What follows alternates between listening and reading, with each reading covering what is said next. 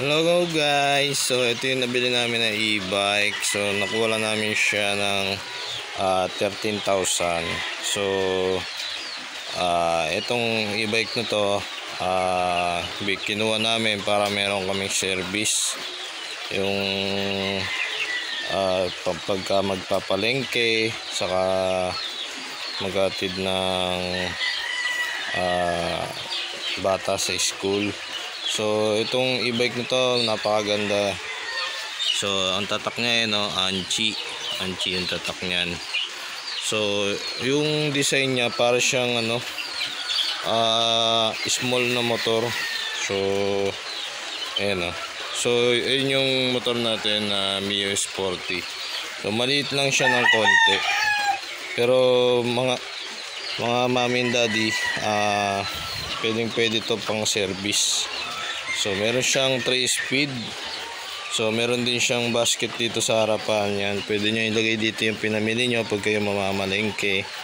Ayan So yung gulong niya, ayan tubeless yung gulong niyan. So dadating siya sa inyo, hindi pa siya nakalagay siya sa karton na malaki. So yung mga ganito yung tapalodo, kayo na magkakabit niyan sa itong gulong. So kasi nga nakalagay siya sa box na malaki. So in order ko lang siya sa Shopee. Kaya nung dineliver dito, nakalagay siya sa box. So kinalas yung gulong niya dun sa harapan. So pati itong kanyang manubela hindi siya nakakabit. So ayan siya. So ayan So meron din siya signal light. Tapos matagal din siyang malobat. So halos nasa 3 days siya bago malobat. Gamit siya sa palengke, saka sa school, paghatid ng mga anak ko sa school yan. So dito meron siyang speed. Dito yung kanyang ilaw, dalawa yan, isang high, isang low. Tapos yung signal light, ito kanan kaliwa. Busina, meron din siya. So yan siya. Ito yung kanyang speed. Ayan may 1, 2 and 3. So kung pang service lang, okay na okay to. Tapos meron din siya dito, pwede nyo ilagay yung cellphone nyo dyan. So medyo na gas-gas na rin kasi nga nung dumating sa atin nakabaliktad siya. So medyo nagkaroon siya ng scratch, pero minor lang naman yung scratch niya. So dito meron siyang tapakan sa paa. Ayan dalawa. Ayan Tapos yung baterya niya, kayo na rin ang magkakabit niyan. So meron siyang baterya dito na 4. Hindi rin siya nakalagay dito, so ikakabit niyo siya yung 4 na baterya. 4 siya dito. Tapos meron naman siyang fuse sa loob. So ayan. Kasi ito yung kanyang gulong sa likuran. Pagka nakaangkas yung anak natin, dito tatapak yung paa niya. So matibay yan. Halos kami lang din nag-assemble. So ito yung kanyang side stand. Pwede nyo rin siyang i-side stand. Yan. So yan yung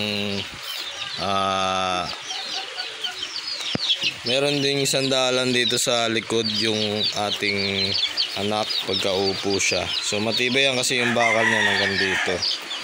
Yan, hanggang diyan yung bakal niya.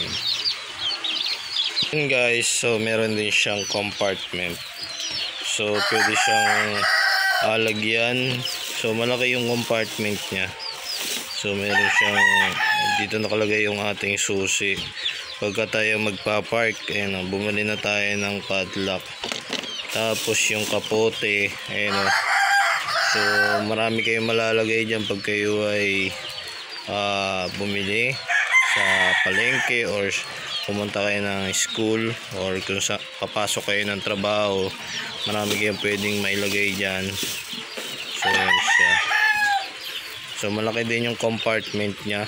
So ilalagay ko na lang sa video yung link ng pinag-orderan natin. So maganda na umorder kayo pagka meron silang flash sale, kasi makukuha nyo siya ng mura guys. So ako kasi umorder ako ng flash sale, kaya nakuha lang natin siya ng 13. So kung meron namang maging problema sa unit, pwede nyo namang i-message si seller.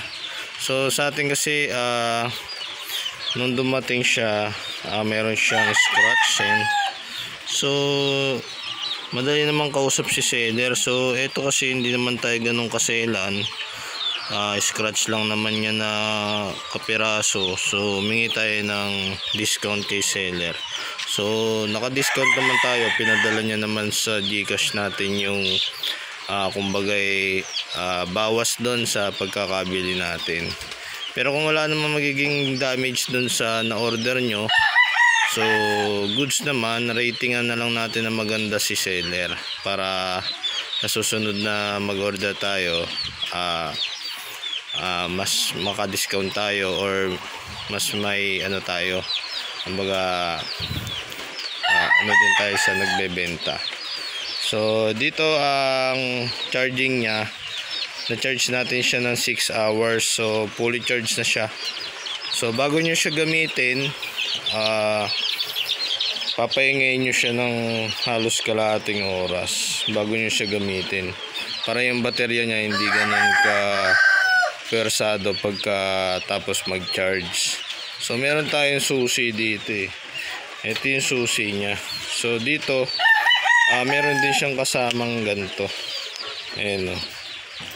Ito kasi pagka meron siyang ganito, automatic siya, pwede nyo siyang buksan, tapos pwede nyo rin siyang patayin pag ito yung ginamit ko. So ilalagay nyo lang siya dito, itatapat nyo lang. Ayan o. So naka-open na siya.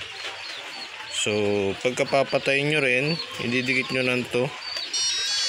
Okay. So napakaganda niya guys. So kung gusto nyo ng murang service at tipid din siya sa kuryente, kasi sa isang araw kumukonsumo lang to ng 30 pesos pag kayo nag-charge.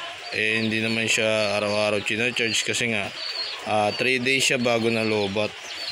So kung gusto nyo naman susian, so sususian natin siya. Ayan, ito yung susi niya. So dito yung kanyang switch yan. So buksan lang natin yan. So ayun na, bukas na siya. So kung papatayin natin, dito yun din sa switch. Tapos pwede natin siyang i-lock. Ayun makikita nyo naman dyan, pipindutin nyo lang yan. So magla-lock na siya. Yun. So pagka gagamitin natin, i-unlock natin siya. Ayun makikita nyo naman. Yun. Tapos pwede natin siyang gamitin. So pagka tayo magpa-park, ilalak natin para pagka nausod o nagalaw yung e-bike natin, tutunog siya. So kumbaga parang security niya yun.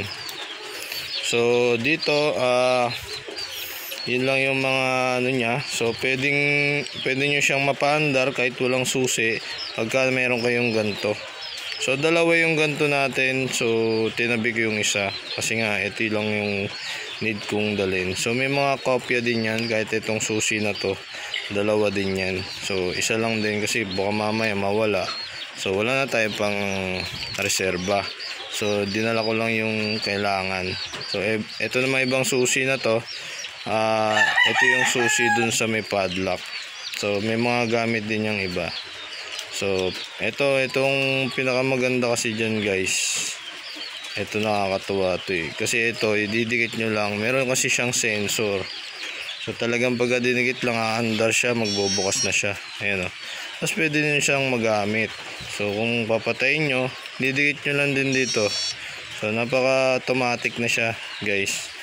So kung gusto nyo ng gantong e-bike, pwede naman kayong order. So ilalagay ko na lang dito sa may habang nanonood kayo ng video, meron kayong makikitang view product. So doon nyo na lang orderin to guys. So mas mas mapapabilis yung pag-order nyo. So ito palang shipping nito, pre-order siya pero dumating siya sa amin ng 3 days.